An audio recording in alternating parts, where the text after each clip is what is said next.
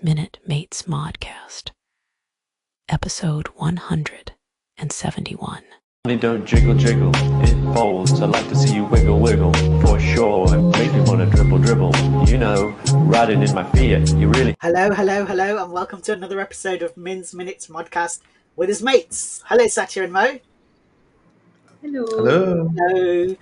Right, now we have a couple of topics that I think we're going to do a deeper dive into today. And the first one, I know we're like super pro AI. We kind of talk about the risk and ethics from time to time. But I don't know if you guys saw that article. I think you did because you're the ones who shared it with me.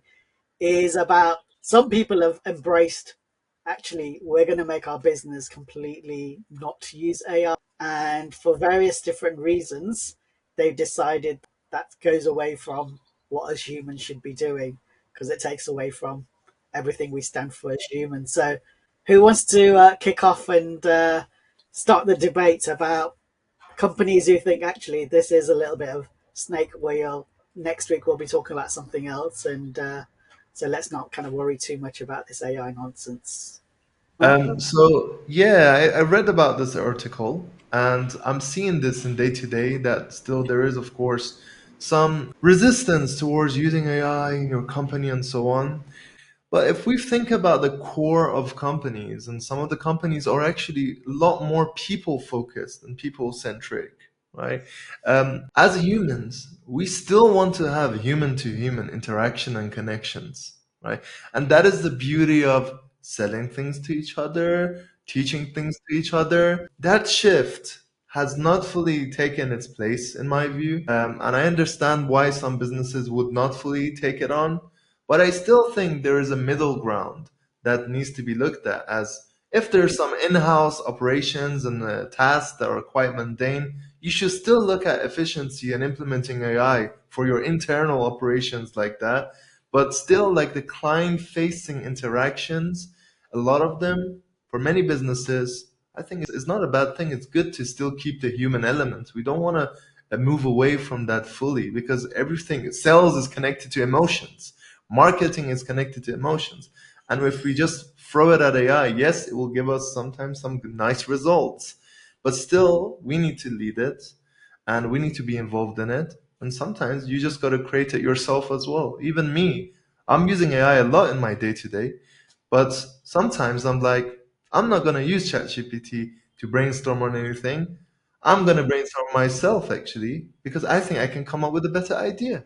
I was reading that particular article, and one of the quotes is she says, "What's the point of sending something we didn't write, reading a newspaper written by bots, listening to a song created by AI, or me making a bit more money by sacking my administrator who has 4 kids?" Kind of valid points, right? She's like, "What's the joy? Where's the joy in any of that?" That's very true, man. But one thing, just you said that, we do need to realize and know that there needs to be a reskilling of people as tech is evolving, right? As much as, yes, administrators, that's one of the easiest tasks to actually automate with AI if you put the processes right and the steps right in your workflow. But there's a reskilling happening here. It's the same thing that happened when the internet came out. Reskilling happened. Before that, there were other jobs that people were doing, and now they're not, right? So that will happen and needs to happen, but the human element needs to still stick around. The other point that she makes is, as ChatGTP is, and obviously all the other LLMs, people are hearing about these things, they're starting to use them. Like ChatGTP has over 5 billion visits a month, right? And that's going to probably go exponential over the next few months and years.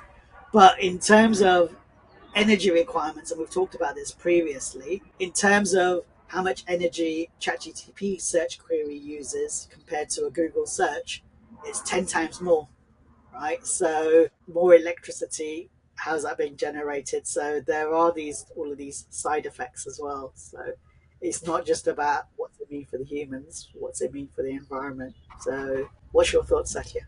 I think these concerns are very much valid, that there is an energy consumption. However, the more we use it, I think the more we will know how to save energy as well. There will be a way out of this, because as humans, we always want to have the easier and cheaper route. So I believe in even the companies who are creating these LLMs and who are creating this on heavy energy source will find a way which are on a cheaper energy resources. Overall, like because I have been having this discussion as well with people who run small businesses and people who are doing or are knowledge workers like us, right? Like people who read a lot, identify the information, process it, and do something with it. I see different perceptions. One, like as you said, energy. Second is, what if we become lazy? What if using ChatGPT or any other tool will make us lazy? It's a much bigger topic, in my opinion, because we have calculators in our hands, in our phones. We have so many other tools that make our life easy. But of course, we have to know how to use it, right? As you said, it's about reskilling and re-educating that what part of it can be automated. Yes, if you're stuck at a bigger calculation, having a paper and a pen might much more time taking than using a calculator for that matter. And So when it's calculators were first introduced in the schools, there were all those protests from the teachers, right?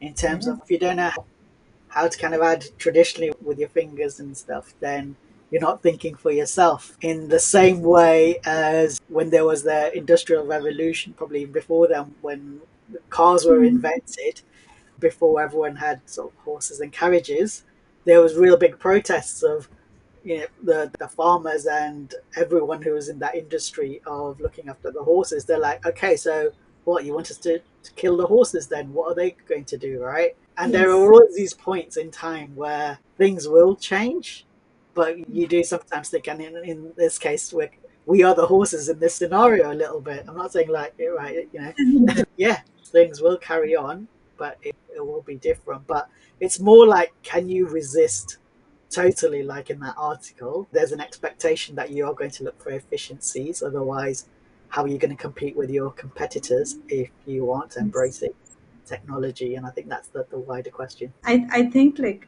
coming back to the point where a situation where you do not adopt AI in one way or the other, there is a higher chance that you lose the entire team because your business is not doing well at all. It's much better to reskill your current employees and see how you can outcompete or be competitive in market than risking the entire business. I think it's again now short term versus long term thinking as to how you channelize your energies, channelize everything that knowledge and anything that you're working on towards the direction of being efficient, move with the world.